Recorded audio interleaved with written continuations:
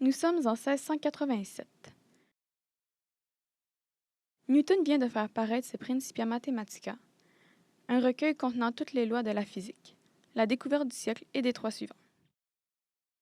Pour Newton, le temps est absolu. Il va en ligne droite et ne s'arrête jamais. Et l'espace dans tout ça? L'espace. Mais il est composé de trois dimensions, évidemment: hauteur, largeur et profondeur.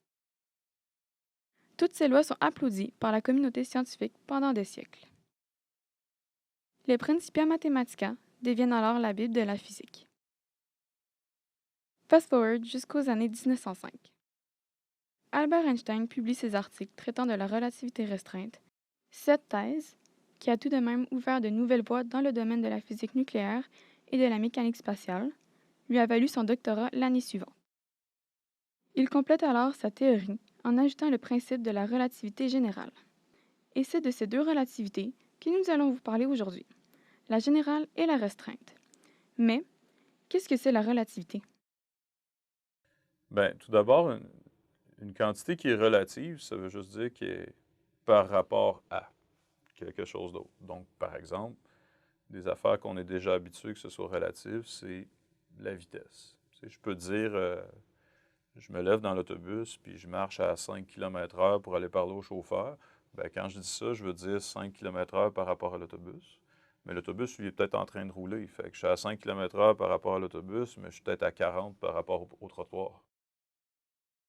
En effet, il est facile pour nous de constater qu'une vitesse est relative à l'observateur. Mais ce n'est pas nouveau. Newton en parlait déjà dans son livre. C'est donc dire que la relativité existait déjà avant Einstein. Nous sommes donc en droit de nous demander qu'est-ce qu'elle a de spécial la théorie d'Einstein. Ce qui est intéressant avec la théorie de la relativité d'Einstein, c'est qu'il y a des quantités de plus, autre chose que la vitesse. C'est des affaires qu'on pensait qui n'étaient pas relatives, qui deviennent relatives. On se rend compte que des affaires qui n'étaient pas relatives le sont. Des choses comme le temps, ce concept qui n'est pas observable au microscope, mais que chaque humain connaît de façon presque innée. Einstein émet alors une théorie qui, à l'époque, et encore aujourd'hui, nous semble sortie d'un livre de fiction. Le temps ne se déplace pas de la même façon partout. Autrement dit, si on retourne voir Newton et sa ligne de temps verticale, on constate que la règle n'est pas très compliquée. Le temps se déplace en ligne droite et ce peu importe où il est et qui est là pour l'observer. Or, pour Einstein, le temps, ce n'est pas ça. Le temps, c'est comme la vitesse. Ça s'influence selon la personne qui l'observe et la condition dans laquelle elle se trouve. Ce sera donc la première conséquence de sa théorie de la relativité restreinte. À des vitesses très élevées, les événements cessent d'arriver en même temps. L'intervalle de temps entre deux événements, c'est devenu relatif, y compris à la base, est-ce que deux événements sont en même temps ou pas? Ça, c'est le point de départ. Donc, on est habitué de penser là, que 8 heures le matin, c'est 8 heures le matin pour tout le monde en même temps, puis toutes les horloges font 8 heures le matin, puis qu'après ça, à 8h01, toutes les horloges font 8h01 en même temps. Mais en fait, si les observateurs, donc si je prends une horloge, puis que moi je m'en vais observateur en mouvement par rapport à un autre, on s'aperçoit en fait que les horloges n'avancent plus au même rythme. Avec Einstein, une seule exception à la règle de la relativité, la vitesse de la lumière. La vitesse de la lumière, elle, demeure la même par rapport à tous les observateurs. Puis en fait, c'est ça qui est le point de départ de tous les calculs de la relativité. C'est très contre-intuitif, ça. Tantôt, je donnais l'exemple de quelqu'un qui marche dans un autobus. Il va à 5 km/h, l'autobus roule à 30, donc il va à 35 par rapport au sol. J'ai additionné les vitesses. Je ne peux pas faire ça avec la lumière.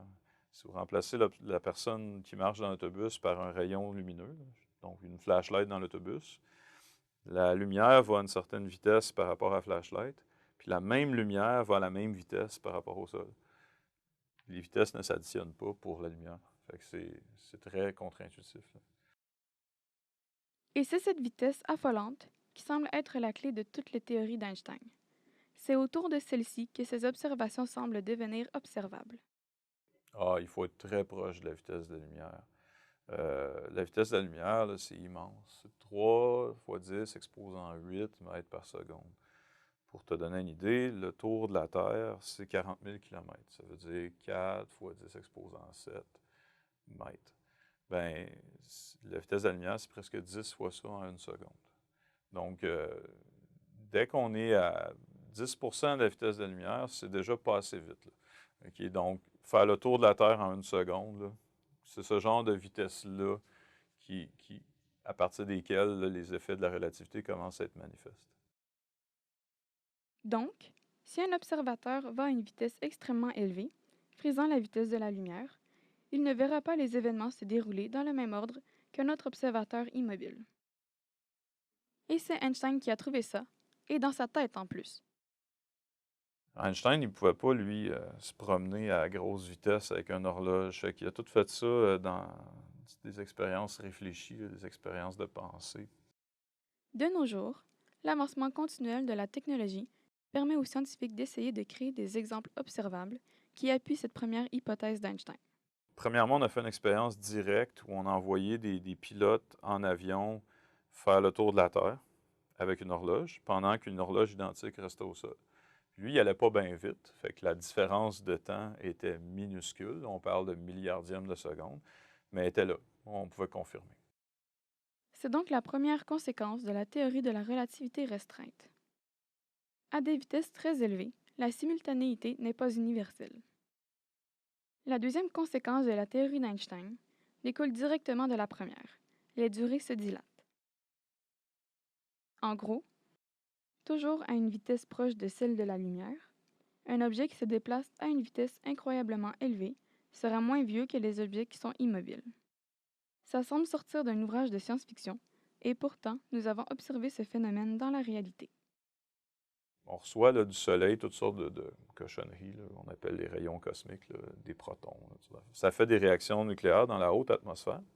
Puis ça produit toutes sortes de bébites instables, là, des muons, qui descendent vers le sol. Et ces particules-là ont une durée de vie des fractions de secondes. Là.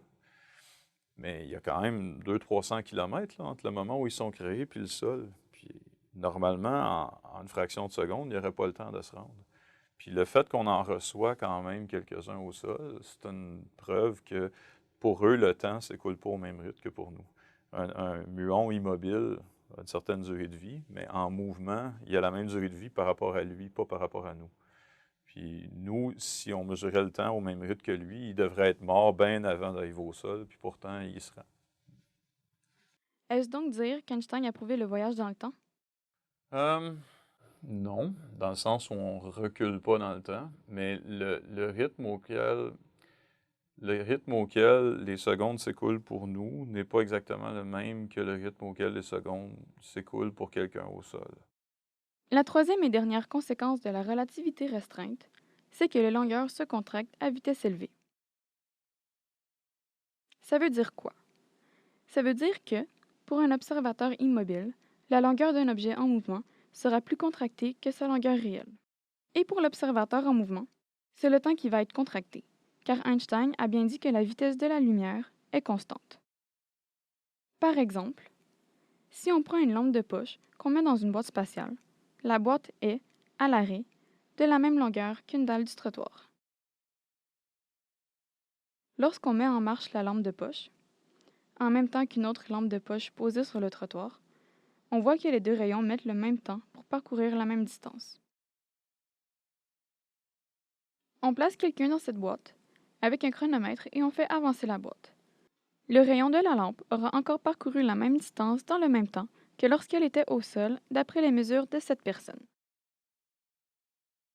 Maintenant, on ajoute une autre personne sur le trottoir et on refait la même expérience depuis ce point, tout en faisant bouger la boîte en même temps. Étrange. Le rayon fait à présent une plus longue distance pour l'observateur au sol et la même pour celui dans la boîte en marche. Comment c'est possible? On arrête le chronomètre. L'observateur descend et on compare les temps. Même temps pour les deux. On pourrait dire que le rayon dans la boîte est allé plus vite que celui au sol, mais c'est oublier l'une des lois fondamentales de la physique. La lumière ne peut se déplacer qu'à une vitesse constante de 299 792 458 mètres par seconde. Alors comment c'est possible? Einstein répond. Si on ne peut pas conclure que la vitesse de la lumière change, alors il faut conclure que c'est quelque chose d'autre qui change. Qu'est-ce qui change alors? Eh bien, c'est simple. Pour la personne sur le trottoir, ce qui change, c'est la longueur de la boîte. Et pour la personne dans la boîte, c'est le temps qui devient plus court. Et voilà, on n'a plus de paradoxe, juste un gros mal de tête. C'est beaucoup, mais ce n'est pas tout. Nous venons de voir la relativité restreinte, mais Einstein ne s'y est pas restreint. En 1915, le physicien est revenu avec une nouvelle théorie de la relativité, appelée relativité générale. Même sujet, non semblable. Quelle différence y avait-il entre ces deux théories? Dans la théorie de la relativité restreinte, qui est la première qu'Einstein a formulée quand il était dans la jeune vingtaine, là, il a considéré seulement des observateurs qui voyagent en ligne droite. Donc, tous les calculs dont j'ai parlé jusqu'à présent, c'est pour des choses qui vont en ligne droite. Quand un observateur voyage en ligne droite, il peut se considérer immobile, sans problème, puis dire que c'est le reste du monde qui bouge par rapport à lui. Par exemple, si on est assis dans un bateau avec les fenêtres fermées, puis que le bateau il est bien stable, il n'y a pas manière de savoir s'il est amarré au port ou s'il est en train de voyager à 20 km/h. On peut très bien, si je mets une balle au sol, elle reste au sol. Si je regarde un pendule, il a l'air normal. Il n'y a rien qui me montre l'état de mouvement ou non du bateau. Je peux très bien considérer que je suis immobile. Par contre, si les observateurs ne voyagent pas à vitesse constante, donc, par exemple, le bateau fonce dans un récif, puis tout d'un coup, il ralentit. Mais là, une balle au sol, elle roulerait vers l'avant du bateau. Ou un pendule, il s'inclinerait. Donc là, Einstein, au départ, avait mis ces cas-là de côté en se disant, ben, on ne pourrait pas considérer que les observateurs sont équivalents. Plus tard, quand il a formulé la généralisation de sa théorie, donc la théorie de la relativité générale, il a dit, ben, quand le bateau fonce dans un récif, c'est la même chose que si tout d'un coup, il y avait de la gravité qui l'attirait par en avant, momentanément. Puis il en est venu à la conclusion que toutes les accélérations, si on dit c'est comme un observateur immobile dans un champ de gravité, on peut quand même considérer que les observateurs sont tous indépendants. Fait qu'il a généralisé sa théorie en incluant la gravité comme quelque chose qui permet de convertir d'un observateur à l'autre. Sa seconde théorie est donc principalement centrée autour de la gravité. Qu'est-ce qui fait qu'on garde les pieds sur Terre, mais qu'on flotte dans l'espace? La gravité d'une planète ou d'un astre ou quelque chose comme ça, dans le fond, on peut le traiter de la même façon. Peut-être que c'est une impression qu'on a parce qu'on est des observateurs qui accélèrent dans des dimensions qu'on ne voit pas. Là, fait qu'il a dit, selon cette logique-là, c'est comme si la gravité n'était pas une force. La gravité n'existe pas finalement. La Terre, par exemple, tourne autour du Soleil. Bien, l'interprétation d'Einstein de ça, c'est non, la Terre va en ligne droite, elle ne subit aucune force, mais elle va en ligne droite dans un espace qui est comme déformé par la présence du Soleil. Fait que son interprétation de la gravité, c'est que le Soleil déforme l'espace, puis que la Terre, elle ne subit pas de force, elle fait juste aller en ligne droite, mais dans un espace qui est anormal, qui est courbé, si tu veux, par la présence du Soleil. Si on revient à notre plan de l'univers selon Newton, on voit que pour lui, le temps et l'espace ne sont pas liés. Un objet est placé par rapport à trois dimensions: la largeur, la hauteur et la profondeur. Et le temps, lui, défile sans se soucier de ces trois éléments. Pour Einstein, c'est une grave erreur de penser ainsi. Pour lui, le temps n'est autre qu'un quatrième paramètre pour situer un objet dans l'espace. Une analogie qu'on peut faire, c'est, imaginons des bébites en deux dimensions qui se déplacent sur une feuille de papier. Il y a quatre murs autour de leur univers, là. Mais si je prends la feuille de papier puis je la courbe comme ça, ben, il pourrait constamment revenir au même point. Puis, bon, l'équivalent en trois dimensions, ça serait comme si moi je partais par là, puis qu'éventuellement, sans jamais rencontrer un mur, je finissais par repasser au même endroit. Bon. Fait que pour eux, leur monde à deux dimensions, ils ne voient pas la dimension de plus dans laquelle j'ai courbé la feuille. C'est un peu nous, c'est ça, on est dans un monde à trois dimensions, mais peut-être qu'il y en a d'autres dans lesquels l'univers peut se courber, mais qu'on ne perçoit pas. Fait qu'Einstein dit la masse courbe l'espace dans des dimensions qu'on ne peut pas percevoir. Fait que la Terre ne subit pas de force. Le Soleil courbe l'espace, puis la Terre va en ligne droite, mais dans un espace qui est courbé par la présence du Soleil. C'est ça son interprétation de ce qu'est la gravité. Voici donc la première conséquence de sa loi générale posée. L'espace-temps est courbe. Deuxième conséquence de cette loi, le temps n'est plus universel. Voici la Terre. Elle tourne autour du Soleil en 365 jours terrestres, ce qui signifie qu'une année est composée de 365 jours. Mais sur Mars, un tour autour du Soleil est effectué en 687 jours terrestres, avec des journées plus longues d'environ 40 minutes. Le printemps martien dure 198 jours, le nôtre, 91. On peut donc constater que le temps ne va pas à la même vitesse selon l'endroit où on se trouve dans l'univers. C'est quand même flyé. Nous voilà arrivés. Si vous voulez en savoir plus sur les deux théories d'Einstein ou sur les conséquences que celles-ci entraînent sur les lois de la physique, nous vous invitons à visiter la page pour aller plus loin sur notre blog. Le lien se trouve dans la description de la vidéo ci-dessous. Merci et n'oubliez pas la prochaine fois que vous remettrez votre devoir en retard que le temps, c'est relatif.